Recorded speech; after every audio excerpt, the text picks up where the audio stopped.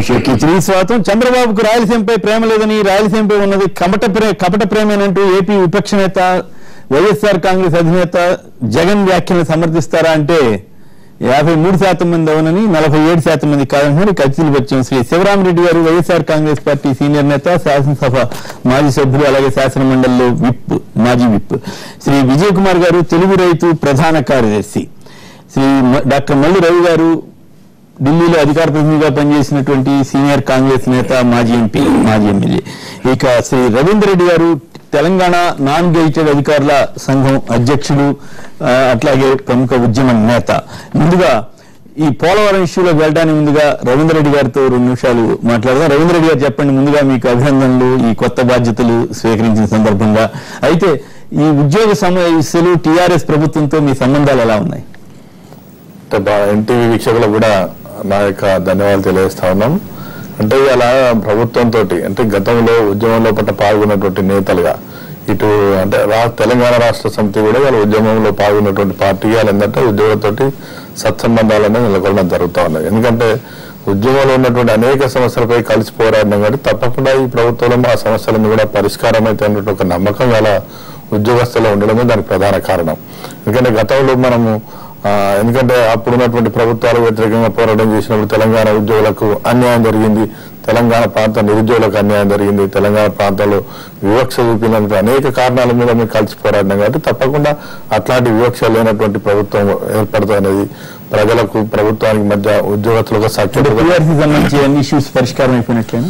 దాదాపు పిఆర్సీ అన్ని కూడా పరిష్కారం అయినట్టే సార్. దాదాపు 80% జీవోలు కూడా వెళ్ళడం జరిగింది. 1-2 జీవోలు కూడా ఇవాళ రేపట్లో వెళ్తాయి. ఎందుకంటే 20 తారీఖు లాస్ట్ డే ఉంది కాబట్టి పే బిల్స్ సబ్మిట్ చేసుకోవడానికి 20 తారీఖులోనే అన్ని జీవోలు కూడా వెలువడేటువంటి అవకాశం ఉంది. తప్పకుండా ఈ నెల అంతా కూడా ఉద్యోగస్తులందరూ కొత్త పిఆర్సీలో జీతాలు తీసుకునేటువంటి అవకాశం ఉంది. రైట్. మరి మిగతా ఇష్యూస్ లోకి వెళ్తే ఇప్పటికి కూడా ఇంకా ఆంధ్ర ఉద్యోగులను అదనో ఇదనో కొంతమందిని ఇబ్బంది పెడుతున్నారని కథనాలు వస్తున్నాయి. తెలంగాణ సచివాలయంలో కొంతమంది ఆంధ్ర అధికారులను బదిలీ చేయటం, వాళ్ళకి పోస్టింగ్ లేకపోవటం, ఈ తోటి ఉద్యోగులు కదా, ఇక అట్లా ఇక్కడ కూడా ఇట్లాంటివి ఏమైనా జరుగుతున్నాయా ఏపీలో కూడా? మళ్ళీ ఎందుకు సత్సంబంధాలు లేకుండా అనవసరం ఇట్లాంటి వివాదాల్లోకి ప్రభుత్వాలు కానీ మీ అధికారుల సంఘాలు కానీ ఎందుకు ఫిర్యాదులు చేస్తున్నాయి ఏంటి? అంటే మేము ఇక్కడ ఏంటంటే పరిపాలనలో భాగంగా జరుగుతున్నటువంటి ట్రాన్స్ఫర్స్ గానే భావించడం జరుగుతుంది. ఎందుకంటే అడ్మినిస్ట్రేషన్ మారినప్పుడు వ్యవస్థలో ఉన్నటువంటి అధికారులు మారుతూ ఉంటారు, వాళ్ళ పిఎస్లు కూడా మారుతూ ఉంటారు. ఇక మనం చూసాం ముఖ్యమంత్రి మారగానే కార్యాలయ సిబ్బంది అంతా కూడా మారడం జరుగుతుంది. అంటే వాళ్ళకి అనుగుణంగా ఉన్నటువంటి వ్యక్తులను కూడా ఇక్కడ పోస్టింగ్ ఇవ్వడం జరుగుతుంది. దానివల్ల మీకు ప్రమోషన్లు పోతున్నాయి, వాళ్ళకి మాకు ఇవ్వకుండా ప్రమోషన్ వాటికి ఇవన్నీ అడ్డమవుతున్నారని చెప్పి అదే లీక్ చేస్తున్నారని ఒక కొత్త అభియోగాన్ని మోపి వాళ్ళని ఇబ్బంది పెడుతున్నారు, వాళ్ళకి పోస్టింగ్ లేకపోవటం, ఇటువంటివి కొంచెం 2 రాష్ట్రాల ఉద్యోగులు ఎంత కాదన్నా మీరు వాళ్ళు ఉద్యోగులే కదా, ఇద్దరు కలిసి ఉండాల్సిన చోట ఇట్లాంటివి ఎంతవరకు మంచిది? అట్లాంటివి ఏమి మా దృష్టికి అయితే రాలేదు. వాస్తవంగా ఏంటంటే ఎక్కడ కూడా ఇంకా చాలా మంది పనిచేస్తా ఉన్నారు సెక్రటరీల దగ్గర కానీ వాళ్ళ దగ్గర కానీ ఎక్కడ కూడా అట్లాంటిది ఏం లేదు. కాకపోతే ఏంటంటే విభజనాంశం తొందరగా తేలితే ఏంటంటే ఏ రాష్ట్ర ప్రభుత్వాలు ఆ పరిపాలన కొనసాగించుకునే అవకాశం ఉంటాయని కొంచెం నమ్మకంతో ఇవాళ పోతా ఉన్నాం. ఇంకా విభజనాంశాన్ని కూడా తాత్సారం చేయడం వల్ల ఏంటంటే 2 రాష్ట్ర ప్రభుత్వాల్లో కూడా ఏంటంటే పరిపాలన కుంటుపడ్డది. కొన్ని శాఖలలో ఏంటంటే ఇలా పనులు ఇవ్వాలి. పిఆర్సీ జీవోలు వెళ్ళాలంటే దాదాపు 10 మంది పనిచేయాల్సిన శాఖలో 2 మాత్రమే పనిచేయాల్సినటువంటి పరిస్థితుల వల్ల ఇలా జీవోలన్నీ కూడా లేట్ కావడం జరిగింది. అంటే ఇటువంటి పరిస్థితుల నుంచి కూడా బయటపడడానికి ఏంటంటే కొంత పరిపాలన సౌలభ్యం కొరకు కొంత తొందర విభజన జరిగితే బాగుంటుంది. గతంలో కూడా ఏంటంటే ఇవాళ అధికారులు ఇక్కడే కాదు ఆంధ్రప్రదేశ్ ప్రభుత్వంలో ట్రాన్స్ఫర్ చేసిన సెక్షన్లు మార్చారు, అంతటా మారుతున్నట్టు. నేను అనేది ఏంటంటే పోస్టింగ్ లేకుండా ఎక్కడ పోస్టింగ్ అంటే దాదాపు ఏ ప్రభుత్వం వచ్చినా కూడా కొంత ఇబ్బంది అనేది ఉంటుంది. అధికారులకు సరైనటువంటి కొంత మరి వాళ్ళకి ఉన్నటువంటి వాళ్ళు చేసే పనితీరుని బట్టి వాళ్ళకి ఏ శాఖ ఇస్తే బాగుంటుంది, ఎట్లా బాగుంటుంది అనే ఆలోచనలో ఉంటుంటాయి కదా. ప్రతి దానిలో విభజన ఎంతవరకు వచ్చింది అధికారుల స్థాయిలో కానీ ఇతరత్ర కానీ? అంటే ఇంకా ఏంటంటే దాదాపు ఇలా రాష్ట్రంలో జరగాల్సినట్టు 58,000 మంది ఉద్యోగస్తులు వాస్తవంగా చెప్పాలంటే. కానీ దాని పట్ల కూడా ఇలా కమల్ నాథ్ కమిటీ చాలా తాత్సారం చేస్తూ ముందుకు పోతున్నాయి. ఇలా కనీసం 13 శాఖల్లో చేయాలని ఇలా మరి రావడం అంటే ఏంటంటే ఇలా మొత్తంగా ఇవాళ రాష్ట్రంలో 200 శాఖల్లో 13 శాఖలు అంటే అది చాలా తక్కువ శాతం. ఎందుకంటే ఇవాళ అన్ని డిపార్ట్మెంట్లకు సంబంధించినటువంటి సమాచారం వచ్చినప్పుడు కూడా ఇలా మరి చేయడం లోపల ఎందుకంటే పూర్తిగా ఇష్యూ అంతా కూడా ఏంటంటే 2 రాష్ట్ర ప్రభుత్వాలకు ఉండడం, ముఖ్యంగా విభజన అంశం అంతా కూడా అంటే 2 ముఖ్యమంత్రులు కూర్చుని సెటిల్ చేసుకుంటే తొందరగా అయ్యేది అనే ఒక అభిప్రాయం ఉంది. అట్లాంటి అవకాశం లేదా? ఉన్నది కానీ ఎప్పుడు కేంద్రంలో ఇది ప్రక్రియ అంతా కూడా కేంద్రం నిర్వహిస్తా ఉన్నది. తప్పకుండా రెండు రాష్ట్ర ప్రభుత్వాల ఆలోచనలు తీసుకోవాల్సినటువంటి అవసరం ఉంటుంది. కానీ ఏంటంటే ఆ అవకాశం ఇప్పటివరకే చాలా సందర్భాల్లో కూడా ముఖ్యమంత్రి కూర్చున్నారు, మాట్లాడిండు, రెండు చీఫ్ సెక్రటరీ కూడా కూర్చొని మాట్లాడిండు, ఒక స్పష్టత అనేది రావడం జరిగింది. అయినా కూడా ఇలా విభజన అంశం ఇంకా దాని ఏంటంటే ఇలా October 31 వరకు పొడిగించడం వల్ల ఏంటంటే కొంత ఉద్యోగస్తులు కూడా అభద్రతా భావంతో ఉన్నాయి. ఇక్కడ చాలా మంది ఆర్డర్ టు సర్వ్ పేరుతోటి ఆంధ్ర ఉద్యోగులు వచ్చి తెలంగాణలో పనిచేస్తున్నారు, తెలంగాణ ఉద్యోగులు ఆంధ్రాలో పనిచేస్తున్నారు. టీచర్లు మొన్న కొంతమంది ఫోర్త్ క్లాస్ ఎంప్లాయీస్ కూడా మా దగ్గరికి వచ్చి మాట్లాడి వాళ్ళ బాధ అంతా మేము వెళ్ళడానికి సిద్ధంగా ఉన్నా మాకు పోస్టింగ్ ఇవ్వట్లేదు.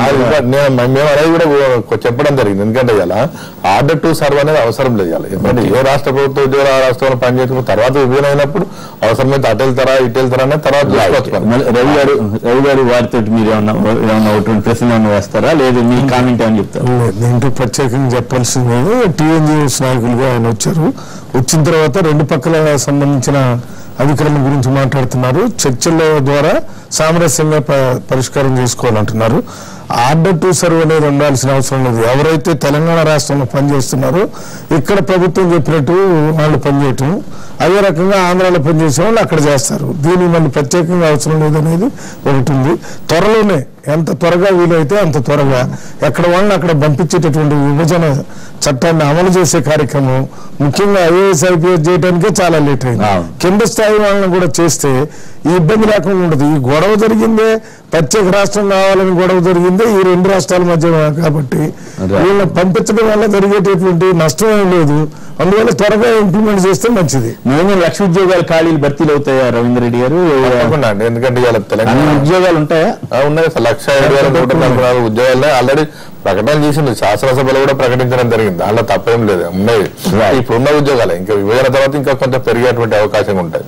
ఇంకా రిటైర్మెంట్స్ అవుతా ఉన్నాయి. ఇట్లాంటి ఇంకా చాలా ఖాళీలు కూడా వచ్చేటువంటి అవకాశం ఉన్నాయి.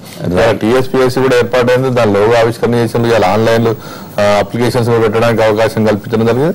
వేగవంతంగా జరుగుతూ ఉన్నాయి. బహుశా ఏంటంటే 1-2 నెలల పాటు కూడా చాలా నోటిఫికేషన్స్ కూడా వచ్చే అవకాశం ఉంది. మొత్తం మీద ఈ మధ్యకాలంలో ప్రభుత్వాలకి ఉద్యోగ సంఘాల మధ్య రెండు రాష్ట్రాల్లో కూడా మంచి సత్సంబంధాలు ఉన్నట్లుగా కనబడుతున్నాయి. ఇది ఒక రకంగా మంచిది కూడా. ఇక పోలవరం ఇష్యూలోకి వెళదాం. జగన్ పోలవరం ప్రాజెక్టు ప్రాంతాన్ని సందర్శించి పోలవరం ప్రాజెక్టు 11 నెలల్లో కేవలం 100 కోట్లు కూడా ఖర్చు పెట్టలేనటువంటి ఈ ప్రభుత్వం పోలవరం ప్రాజెక్టును ఎట్లా పూర్తి చేస్తుందని ఆయన ప్రశ్నిస్తున్నారు.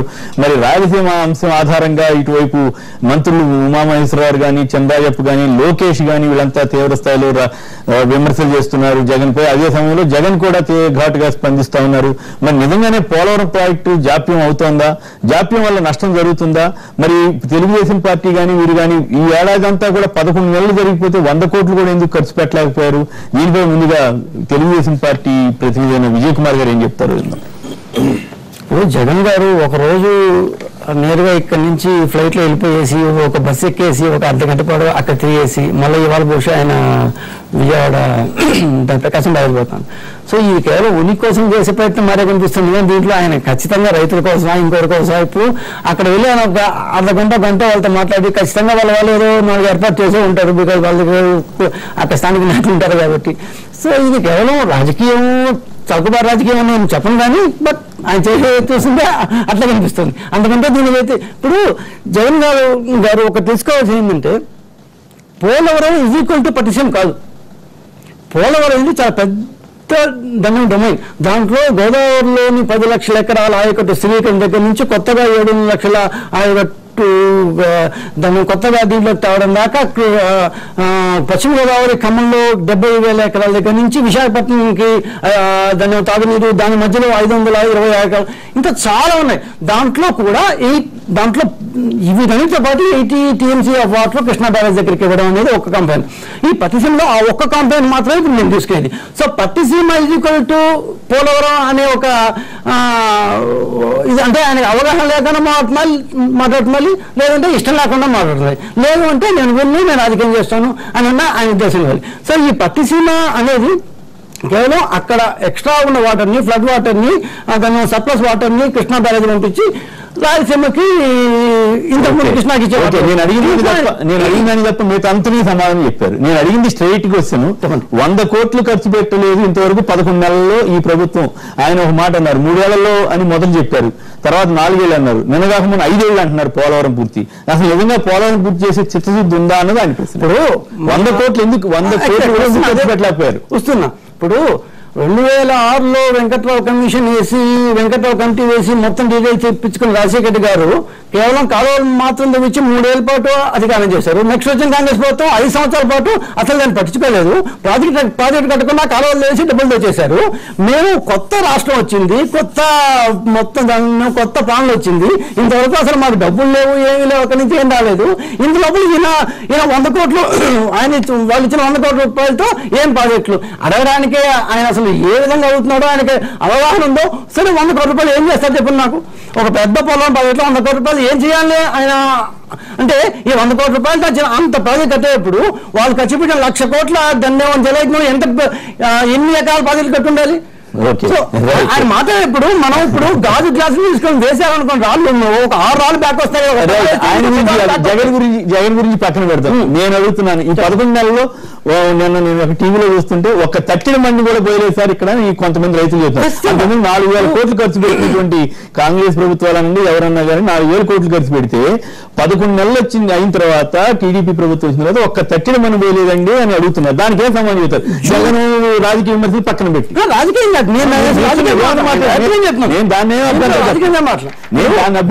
వచ్చింది గవర్నమెంట్, జూన్లో వచ్చింది గవర్నమెంట్. సో మన యొక్క బడ్జెట్ ఎప్పుడు పెట్టాము? దాదాపు జూలైలో పెట్టినట్టు గుర్తు. వాళ్ళ బడ్జెట్ మనకి ఎప్పుడు వచ్చింది డబ్బులు? కేవలం జూన్ టు ఇప్పుడు దాన్ని లెక్కేసుకుంటున్నా కానీ అసలు డబ్బులు మనకి ఎప్పుడు వచ్చాయి? అసలు సెంట్రల్ గవర్నమెంట్ బడ్జెట్ ఎప్పుడు పెట్టింది? అక్కడి డబ్బులు ఎప్పుడు వచ్చాయి? ఆ తర్వాత మనకు ఇప్పుడు 100 కోట్ల రూపాయలతో 16,000 కోట్ల రూపాయల విలువైన పోలవరంలో 100 కోట్ల రూపాయలు ఖర్చు పెట్టేదానికి ఇంపార్టెంట్ ఇష్యూస్ చాలా ఉన్నాయి. ఒక 4,000 కోట్లు ఇచ్చుంటే పోలవరం ఇంపార్టెంట్ ఇష్యూ మీ నా మాటలు ఒకే ట్రై చేస్తాను. 100 ఖచ్చితంగా 100 కోట్ల రూపాయలు ఏం చేయాలనుకుంటా చెప్పండి. 4,000 కోట్ల రూపాయలు ఇచ్చుంటే మీ చెప్పేది మేము ఖర్చు పెట్టలేవచ్చు. 100 కోట్ల రూపాయలతో అక్కడ ఉన్న ఉద్యోగులు చాలా లేదు. సో ఎందుకు కాలేదు డబ్బులు? అదే ఇంకా ఇష్యూ. ఓకే శివరామ్ గారు ఏంటి సమాధానం చెప్పండి. అసలు జగన్ కి అవగాహన లేకపోవడం వల్ల ఇదంతా జరుగుతుందని ఎంత ఓకే నో ప్రాబ్లం. మా తమ్ముడు చాలా ఆవేశంగా చెప్తున్నాడు, చాలా సంతోషం. ఎందుకంటే ఇప్పుడు జగన్ అవగాహన లేదా మా తమ్ముడు అవగాహన లేదా అనేది ఇక్కడే అర్థమైంది. ప్రధాన కార్యదర్శి అంట కార్యదర్శి అదే. మరి ఇప్పుడు ఈయనకి అవగాహన లేదా, జగన్కి లేదా, చంద్రబాబు నాయుడు గారికి లేదా అనేది వాళ్ళే స్పష్టంగా ప్రజలే ఆలోచిస్తారు. ఇప్పుడు ఈయన ఆలోచన విధానం ఎట్లుందంటే పోలవరం అనేది ఒకటి కడితే జగన్ గారు చెప్తున్నది 193 టీఎంసీలు మనం అక్కడ స్టోర్ చేసేదానికి అవకాశాలు ఉన్నాయి. దాని నుంచి మనం విశాఖకు పెద్ద విజయనగరం విశాఖకు తాగునీటి సమస్య కానీ, అలాగే ఇరిగేషన్ మిగిలిన ప్రాంతాలు కానీ క్రమబద్ధీకరించడానికి, అలాగే రాయలసీమకు డెవలప్ చేసుకుని ఈవెన్ రాయలసీమతో పాటు మన తెలంగాణలో కూడా మహబూబ్ నగర్ కొన్ని జిల్లాలు నల్గొండ ఇవన్నీ కూడా పెట్టడం జరిగింది. రాజశేఖర రెడ్డి గారు మంచి బృహత్తరమైన పథకాన్ని పెట్టి రాష్ట్రాన్ని అంతా డెవలప్ చేయాలని ఆ రోజు 4,000 కోట్లు దానికి పెట్టడం జరిగింది. రాజశేఖర రెడ్డి గారు పోయిన తర్వాత దాంట్లో స్లోగా జరగడం కూడా మనం గమనించాం. ఆయన ఉన్నప్పుడే నియర్లీ 18 పర్మిషన్లు కానీ 17 పర్మిషన్లు రాజశేఖర రెడ్డి గారే తీసుకొచ్చారు.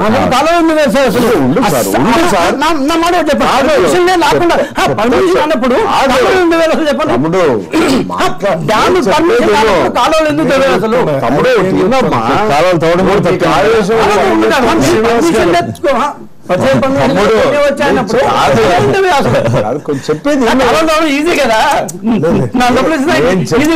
తర్వాత మాట్లాడమ్మా. నేను కాదు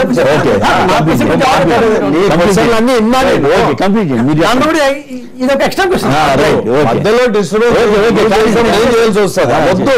జనాలు డిస్కషన్ వినడానికి ఉండాలి. కాలువలు ఎందుకు చదివినారా అని ఇప్పుడు ఆ కాలువ ద్వారానే నువ్వు లిఫ్ట్ ఇరిగేషన్ కూడా ఇస్తా అంటుండేది. ఆ కుడి కాలువ ద్వారానే ఏదైతే ఉందో ఆడబెట్టే నువ్వు ఇస్తా అంటుండేవు.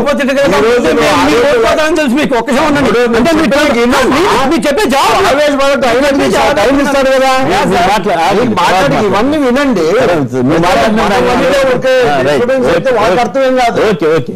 కాలువలు ఎందుకు చేశారు అనేది రాజశేఖర రెడ్డి గారు ఆలోచన ఏమంటే 10 తెచ్చాం కాబట్టి ఇంకోటి తెచ్చి విత్ ఇన్ షార్ట్ పీరియడ్ లో మనం ఫినిష్ చేయాలని. అనుమతులు వచ్చిన తర్వాత డ్యామ్ కట్టి కాలువలు కట్టాలంటే ఇంకో 10-15 ఏళ్ళు వెళ్ళిపోతుంది. బై దిస్ టైం మనం ఇవన్నీ ఫినిష్ చేసుకోగలిగితే ల్యాండ్ వాల్యూస్ కూడా మారిపోతాయి. ఇప్పుడు అది పోలవరం ప్రాజెక్టు శాంక్షన్ అయిందంటే విపరీతంగా రేట్లు కూడా పెరిగే అవకాశాలు ఉన్నాయి. అలాంటి దాన్ని దృష్టిలో పెట్టుకుని రాజశేఖర రెడ్డి గారు ముందు ఇవన్నీ మన చేతిలో ఉన్నది మనం చేయగలిగితే with in the short time మనం ప్రజానీకానికి రాష్ట్రానికి మంచి చేయొచ్చనే ఆలోచనతో చేయడం జరిగింది. మీరు లాస్ట్ టైం వచ్చే 100 కోట్లు అయితే 100 కోట్లు జీతం మరి మీరు ఇంకా ఎక్కువ పెట్టాల్సి ఉంటుంది. ఎవరు వద్దన్నారు? గవర్నమెంట్ మీద వచ్చింది, ఆ రోజు పెట్టాల్సింది. ఈ రోజు మీరు అంటున్నారు పట్టిసీమ ద్వారా మేము రాయలసీమకి ఇస్తున్నాం. ఎందుకంటే రాయలసీమ నాయకుడు జగన్ గారు కాబట్టి రాయలసీమలో ఉన్నారు కాబట్టి అక్కడ వ్యతిరేకత తీసుకోవాలా. చంద్రబాబు గారు అంటే ఎక్కువ నమ్మే పరిస్థితి లేదనే ఆలోచనతోనే ఆయన్ని డ్యామేజ్ చేయాలనే ఆలోచనతో ఇవంతా అందరూ అదొక పాట పాడుతున్నారు అందరూ. దాన్ని కాదని చెప్పం. ఈ రోజు వీళ్ళ అభిప్రాయం మంచిదే అయినప్పుడు ఆగే మేఘాల మీద వీటికి ఇప్పుడు పట్టిసీమకు దగ్గర 1300 కోట్లు అంటే అడిషనల్ 21% అంటే దగ్గర 1570 కోట్లు ఎంతో అవుతుంది. ఇవన్నీ చేసినా కూడా నిన్న ఈనాడు పేపర్లోనే వేశారు. వీటన్నిటితోనే అయ్యే పని కాదు. ఇది రైట్ కెనాల్ ఏదైతే కుడికాలం ఏదైతే ఉందో దానికి ఇంకా 30% 1872 ఎకరాలు ఇంకా కోర్టులో ఉంది.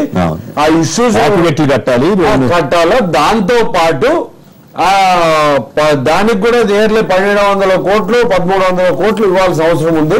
మరి ఈ అమౌంట్ అంతా ఎక్కడ వస్తుందని వాళ్ళ క్వశ్చన్ చేశారు.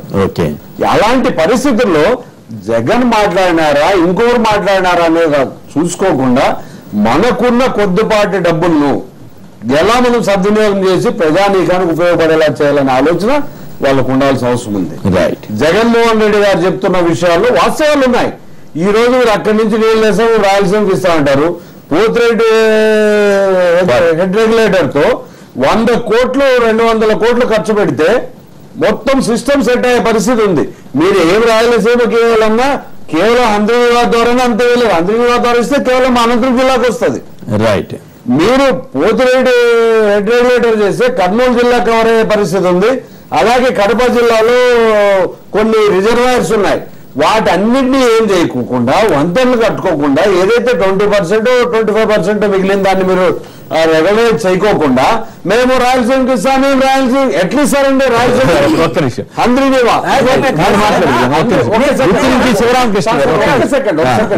హంద్రీనివా ద్వారా కూడా ముందు చిత్తూరు తీసుకోవడానికి నియర్లీ 2000 కోట్లు పెట్టాల్సిన అవసరం ఉంది.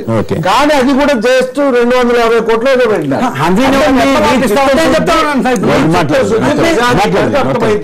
గుత్తి నుంచి శివరామకృష్ణ గారు లైన్లో ఉన్నారు. శివరామకృష్ణ గారు నమస్కారం, చెప్పండి మీరేమంటారు? పోలవరానికి 100 కోట్లే ఖర్చు పెట్టారని జగన్ విమర్శలు మీరు సమర్థిస్తారా వ్యతిరేకిస్తారా? చంద్రారెడ్డి గారు కడప నుంచి మరొకరు. చంద్రారెడ్డి గారు నమస్కారం, మాట్లాడండి. నమస్తే సార్. నమస్తే, మాట్లాడండి ప్లీజ్. సార్ అక్కడ అందరికీ నమస్తే సార్. ఇప్పుడు ఏం లేదు సార్, ఇప్పుడు మన పోలవరం నుండి పోలవరం కానీ పట్టిసీమ ద్వారా కానీ రాయలసీమ నీళ్ళు ఇస్తామని చెప్పాలి. ప్రతి ఒక్కరు రాయలసీమ ఆంధ్ర నుంచి కూడా రాయలసీమ మోసం చేస్తాను వస్తున్నారు. పోలవరం కానీ పట్టిసీమ కానీ రాయలసీమ నీళ్ళు ఎవరైనా ఇస్తున్నారు ప్రజల్లో? పట్టిసీమ కడతారు, పట్టిసీమ ద్వారా రాయలసీమ ఏ విధంగా వెళ్ళిస్తారు సార్? ఓకే, అంత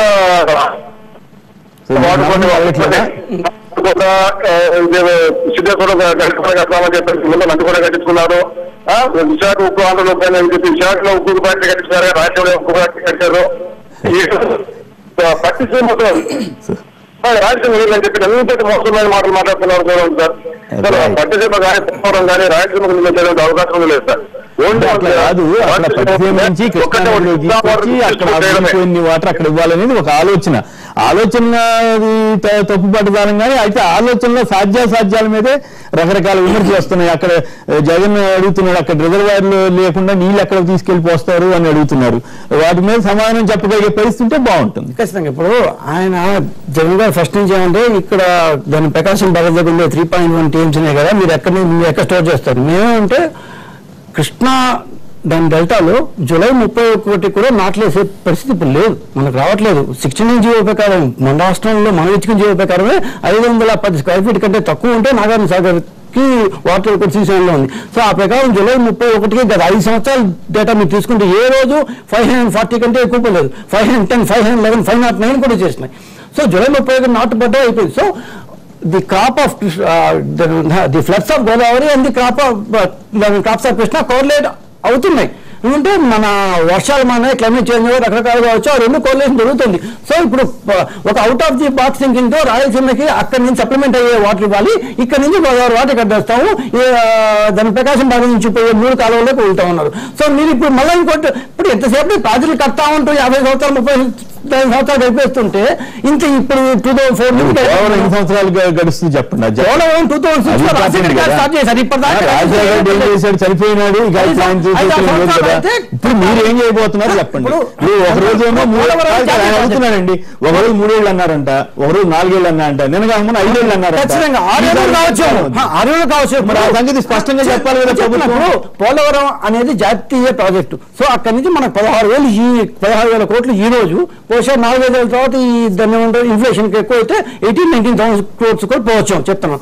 సో అక్కడి నుంచి మనకి ఎంత డబ్బు వస్తుంది అన్న దాన్ని బట్టి ఈ పోలవరం ఉంటుంది. మొన్న మీరు ఖర్చు పెట్టండి మేము ఇస్తాము అంటే మళ్ళీ చిన్న మిల్కి వచ్చినట్టుంది. సో ఇదంతా చేసుకుంటూ కనీసం 5 ఏళ్ళు అయితే గ్యారంటీ పడుతుంది, 6 ఏళ్ళకి పోవచ్చు. ఈ 6 సంవత్సరాల్లో కనుక అవునండి Polavaram Polavaram is equal to Pattiseema కాదు. ఇప్పుడు పట్టిసీమ నుంచి వాటర్ ఇవ్వరు, పోలవరం కంప్లీట్ కానీ నేనే చెప్తాను. మొత్తం మీద అంటే మీకు 10 సంవత్సరాలు ఇప్పుడు కాంగ్రెస్ గవర్నమెంట్ 10 సంవత్సరాలు పడుతున్నారు. 2006లో పోలవరం స్టార్ట్ చేశారు, అప్పటి నుంచి పోలవరం కాలేదు. వచ్చి 10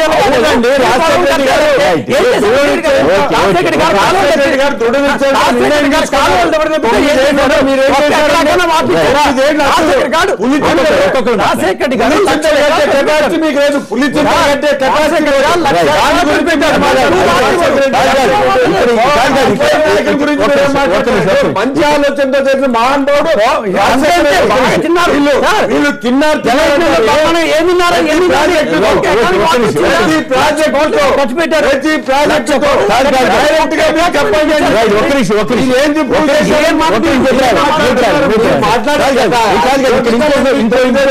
పార్టీ ఏంటంటే పులిచింతలు కట్టిందే కృష్ణా డెల్టా కోసం. కృష్ణా డెల్టాకి నీళ్లు అక్కడ నిల్వ చేసి ఇవ్వాలని, మరి ఇప్పుడు పట్టిసీమ ద్వారా ఇస్తామంటున్నారు. మరి పులిచింతల ప్రాజెక్ట్ పరిస్థితి ఏంటంటే అట్లా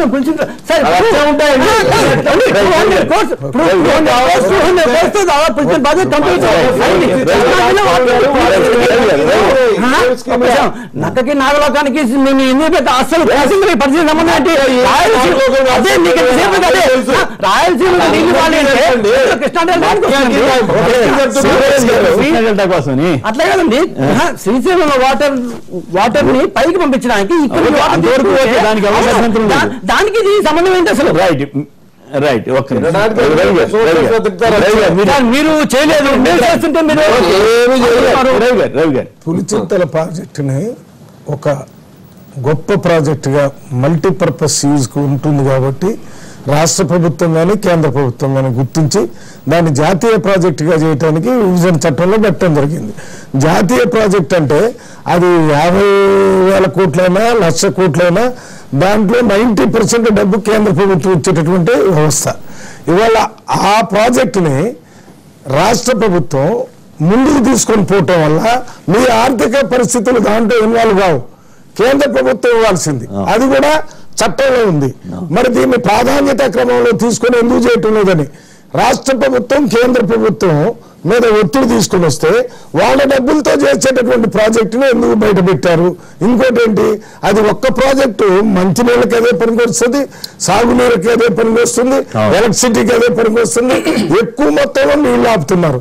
దాని ప్రాధాన్యత క్రమాన్ని తీసుకోవాలి. ఇది ఎప్పుడో అంజయ్ గారి టైంలో అంతమంది కూడా మొదలు పెట్టారు, ఇది పెండింగ్ లో రకరకాలుగా దానికి ప్రాజెక్టు క్లియరెన్స్ కాలేదు. ఆ రోజుల్లో రాజశేఖర రెడ్డి ఉన్నప్పుడు నేను స్పెషల్ రిప్రజెంటేటివ్ గా ఉన్నా, దీనికి ఎన్విరాన్మెంట్ ఫారెస్ట్ క్లియరెన్స్ కానీ సిడబ్ల్యూసి క్లియరెన్స్ కానీ తెచ్చాం. ఇంకా కొన్ని టెక్నికల్ ప్రాజెక్ట్ ఈ కావాల్సి ఉంటాయి. మన సోదరుడు చెప్పినట్టుగా కాలువలు ఎందుకు తవ్వారు, డ్యామ్ ఎందుకు కట్టలేదంటే ఈపీసీ అని ఒక కొత్త పద్ధతి వచ్చింది. ఆ ఈపీసీలో ఆ ప్రాజెక్టు కట్టేదాని వరకే ఒకడు, కాలువలు తవ్వే దాంట్లో ఒకడు, కాలువలో కూడా 100 కిలోమీటర్ల కాలువ ఉంటే దాంట్లో 25 ఒకళ్ళు ఇట్లా పార్ట్స్ చేసి అంతవరకు కలిపి దీంట్లో ఏమి కనపడుతుందంటే ఇది ఇంత ముందు లేదు. ఇది ఈపీసీ కొత్తగా తీసుకుని వచ్చారు, వేరే దేశాల్లో ఉంది. దీన్ని చేయటం వల్ల పని ఒకసారి అయిపోయేటటువంటి అవసరం ఉంది. ఆ పరిస్థితిలో ఇంత ముందు ఏం పిలిచారు, డ్యామ్ కి కాలువలకి అన్నిటికీ మొత్తం ఇంత ఖర్చు అవుతుంది, దీన్ని టెండర్ పిలవటం అది వేయటం, అది కట్టి దీనికి పోయేటటువంటి ఉండేది.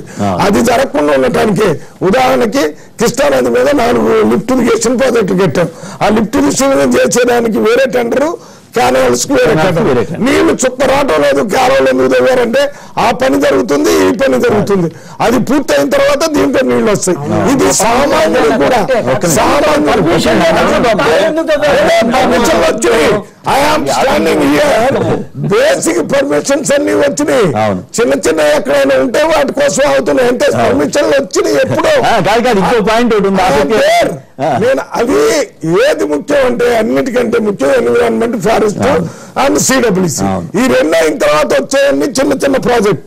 అవన్నీ ఏమొస్తున్నాయో ఏమగినాయో నాకు తెలియదు. మొత్తానికైతే ఇవి వచ్చినాయి. వీటి మీద తర్వాత 4,000 కోట్ల రూపాయలు ఖర్చు పెట్టారంటే ఊరికి నేను పెట్టడానికి లేదు, జరగడానికి లేదు.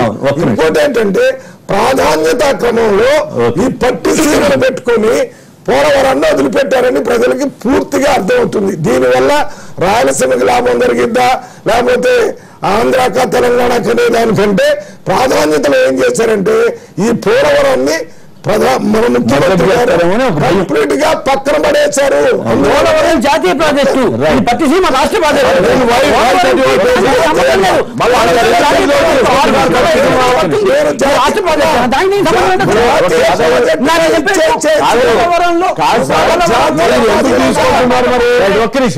జాతీయ ప్రాజెక్ట్ అంటే మనం ఆర్థికంగా డబ్బులు ఇవ్వటమే. ఇది ఢిల్లీ పోలేదు, ఇక్కడ 1600 కోట్లు ఖర్చు పెడుతున్నారు. ఆంధ్రప్రదేశ్ రోడ్డు బడ్జెట్ 1600 కోట్లు ఎందుకు ఖర్చు పెడుతున్నారు? ఏం చేశారు?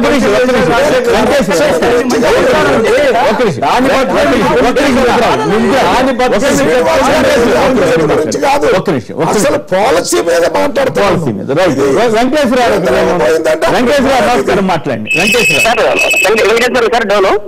నమస్కారం, మాట్లాడండి ప్లీజ్.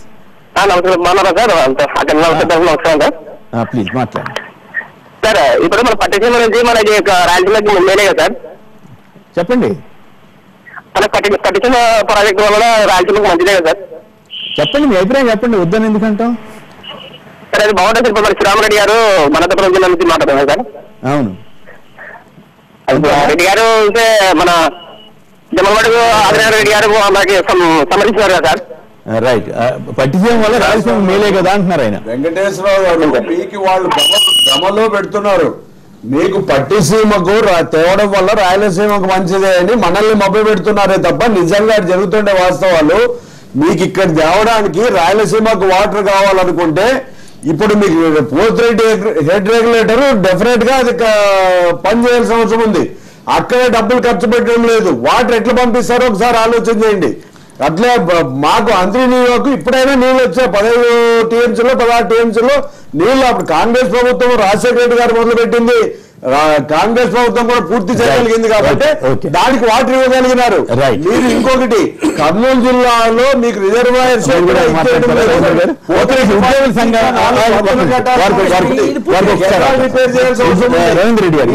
పూర్తిగా దీని మీద స్టడీ చేయండి.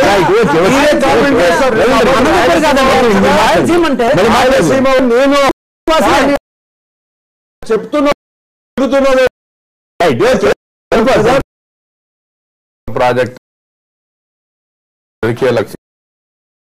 ప్రజా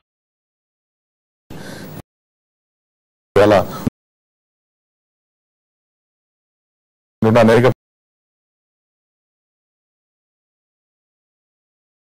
కూడా ప్రాజెక్ట్ ఎక్కడ కూడా అంటే ఆలోచన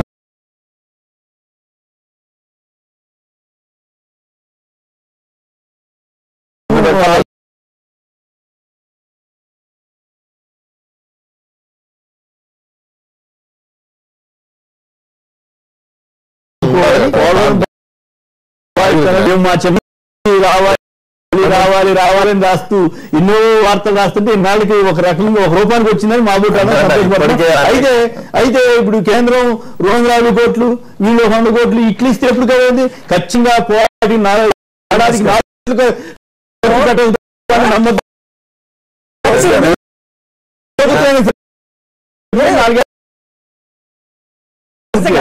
సో 4,000 కోట్లు ఇంటూ కనీసం 5 సంవత్సరాలకు 20,000 కోట్లు ఖర్చు పెడితే కానీ ఖచ్చితంగా ఖర్చు పెడితే కానీ పూర్తిగా నేపథ్యంలో అంతకంటే ముందు out of the box thinking తో ఒక 1,350 కోట్లతో రాయలసీమ మొత్తానికి వాటిస్తాం.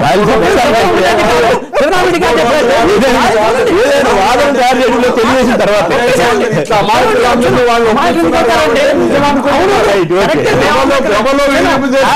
ఇప్పుడు రాయలసీమ బ్రేక్ తర్వాత మళ్ళీ మాట్లాడదాం. ఒక్క నిమిషం బ్రేక్ తర్వాత మాట్లాడదాం. చంద్రబాబుకు రాయలసీమపై ఉన్నది కమట ప్రేమనన్న ఏపీ విపక్ష నేత జగన్ వ్యాఖ్యలను సమర్థిస్తారా అంటే 40% మంది మాత్రం అవునని 60% మంది కాదన్నారు. ఇప్పుడు వచ్చిన విరామం తర్వాత లైవ్ షో కొనసాగుతుంది.